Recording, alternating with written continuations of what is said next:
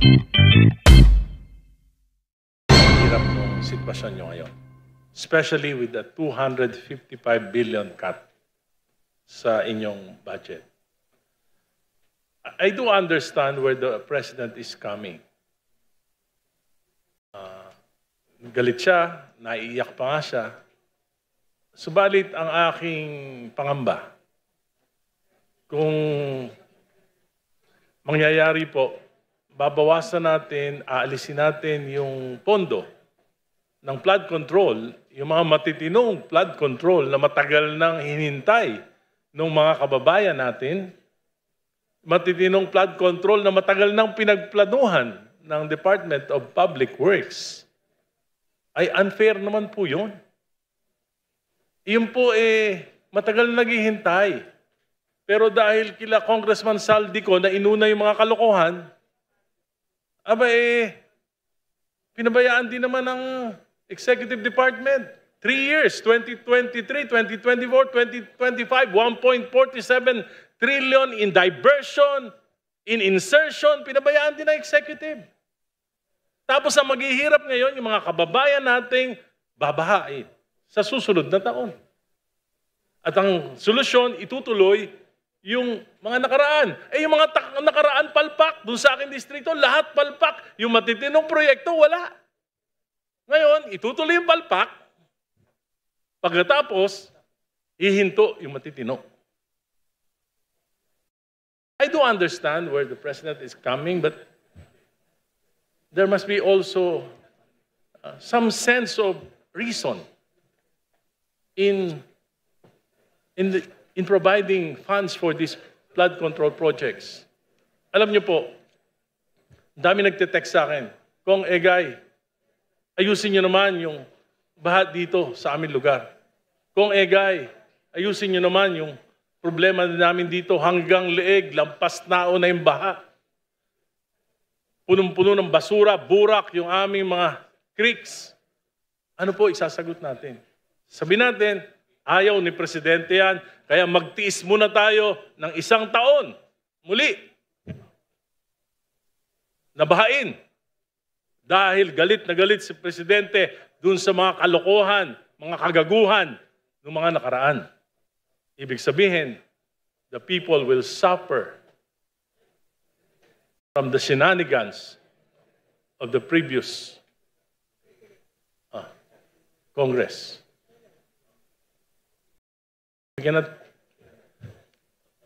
We should consider this.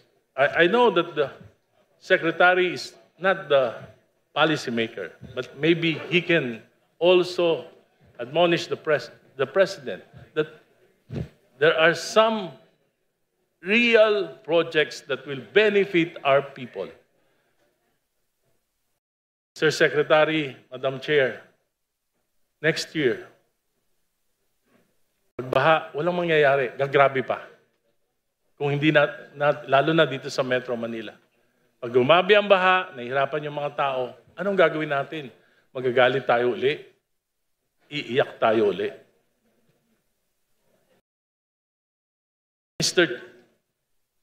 Madam Chair, Mr. Secretary, in my district, there are several Diskaya projects.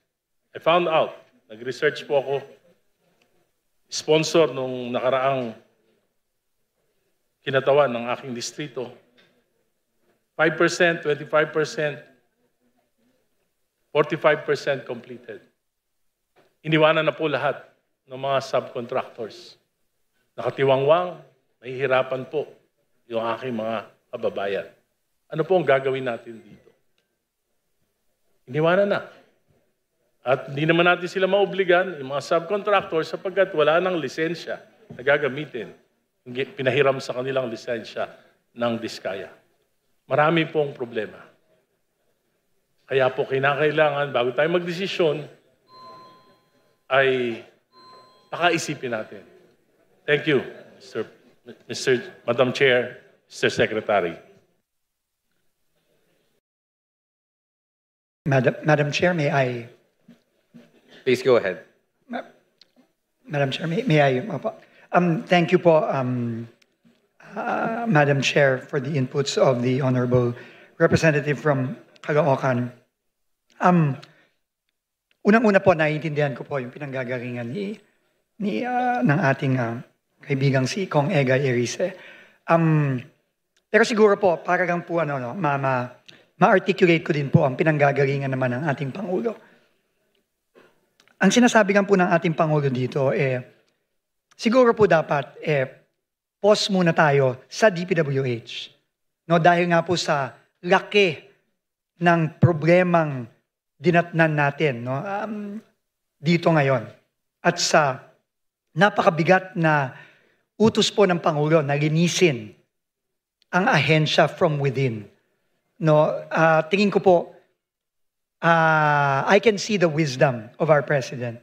Hindi naman po ibig sabihin nun ay wala ng flood control. Unang-una po, para po sa Metro Manila, meron naman pong budget din po ang MMDA para sa flood control. So hindi naman po totoo na zero.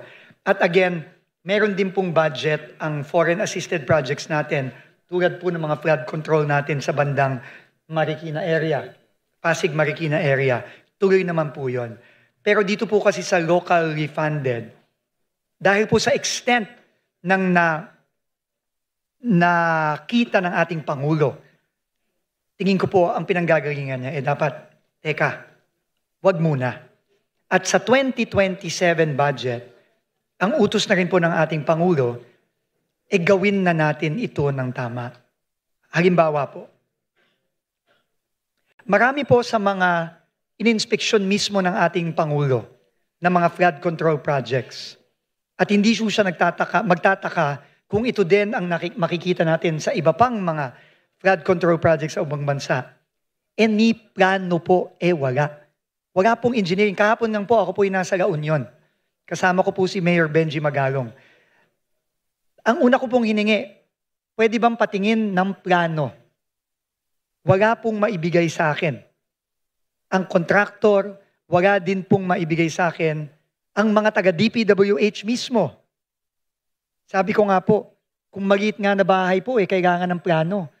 Paano pa yung flood control na worth hundreds of millions? So ang sabi ho ng Pangulo, kailangan ayusin na muna natin ito. At ang magiging proposal po ng ating Pangulo moving forward, lalo na po sa susunod na taon, kapag nagsimula na naman tayo ng ating budget process, dapat po manggaling na po talaga sa ibaba ang plano. Mula po sa ating local development councils, papunta sa provincial development council, papunta sa regional development councils. Hindi po yun nangyayari ngayon. Hindi po yun ang nangyayari. Nung ako po'y nasa Mindoro, sabi po ni Governor Dolor, hindi po niya alam na mayroong gagawing flood control project doon. Sabi nga ho niya, ni building permit, hindi nga daw po kumuha yung kontratista ng flood control na yon. So wala pong plano. Hindi po nakaakma sa plano ng probinsya yung flood control na yon. Siya po lumabas na lang po para pong kabuti. Yun po ang description ni Governor Dolor doon sa flood control sa Mindoro. So tingin ko po, yun po ang pinanggagalingan ng Pangulo.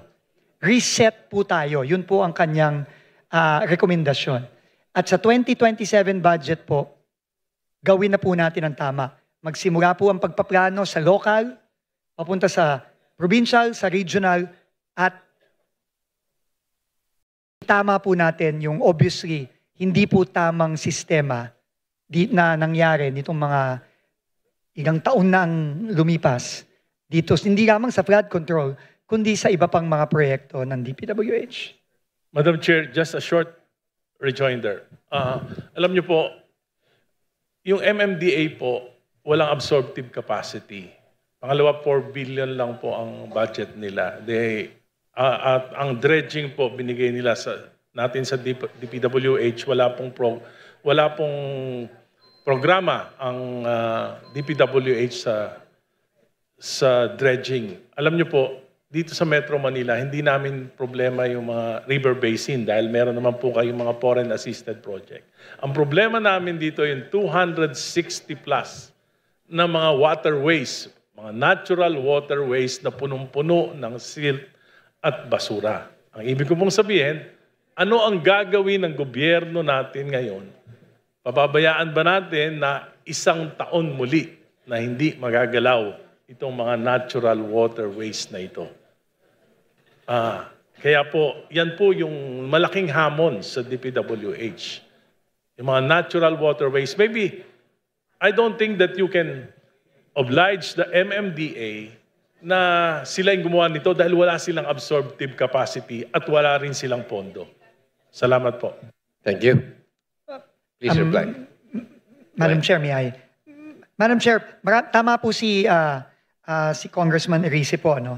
In fact, in-inform lang po ako ng ating team na para po sa dredging at desilting, pwede pong gamitin ang operational expenditure budget ng DPWH. Admin. So, pwede po natin gamitin ito at nakikita ko po ang importance po talaga nito. In fact, si Mr. Ramon Ang po mismo, siya nagsabi nga, siya nagagastos eh.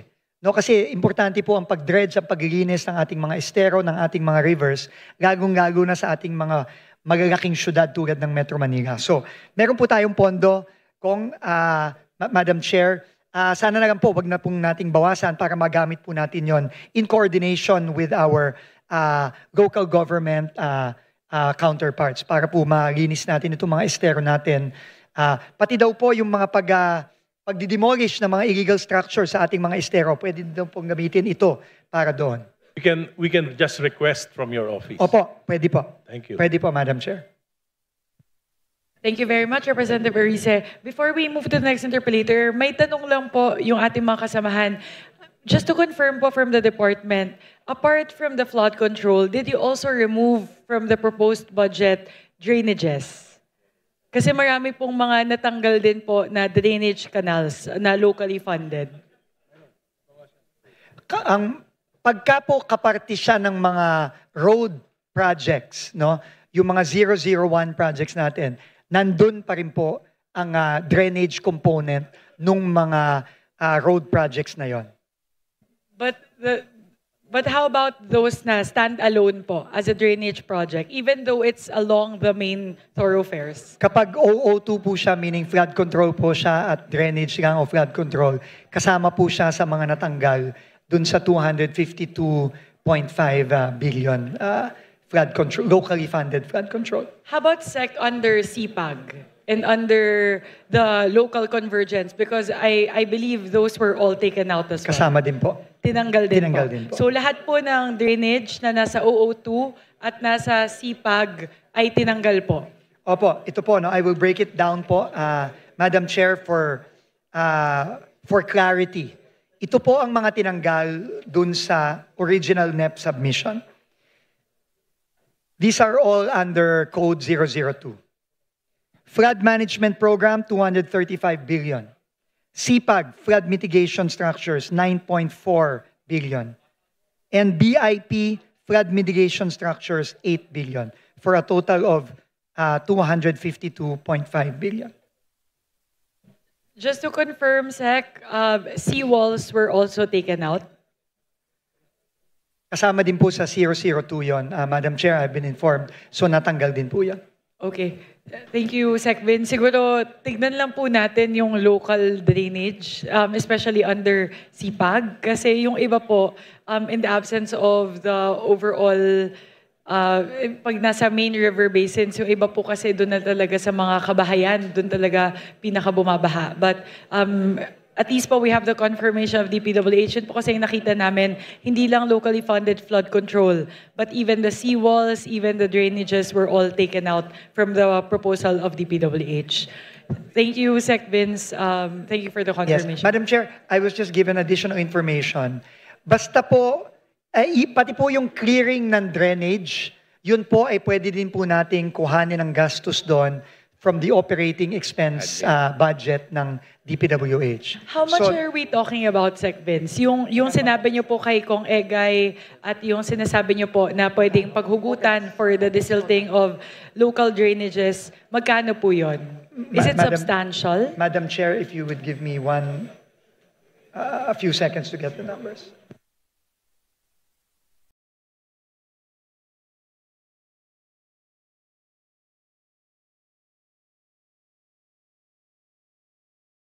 There is an available 16 billion pesos po under the operating expense budget of DPWH kung saan po pwedeng kuhanin yung mga na-mention po ni Kong Egay, pati na rin po ang clearing ng drainages. How would that 16 be billion. accessed po? There would need to be a proposal. Where does the request or the proposal need to emanate?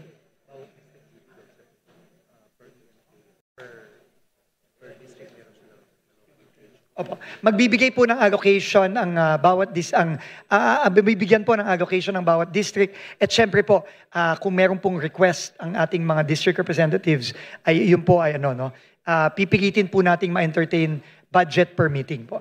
So it will be lodged within the respective district Districts. engineering offices. Opo. Yes. Pero at 16 billion, if you split it across all Maliit the po yan. DEOs across Yeah the po. country, especially in the most flood-prone provinces, baka po hindi po sapat yun. But we'll take that into consideration. Thank you very much po, Sec Vince. My apologies to our colleagues. That was a question kasi that was being posed by many of our colleagues, Sec Vince. So at least we're clear Opo. na yun po yung mga tinanggal. Lahat po ng Opo. OO2, lahat ng SIPAG na flood control, BIP din po. seawall at drainages. Pati po BIP din po. Pati sa BIP. BIP. BIP, tanggal din. Yes.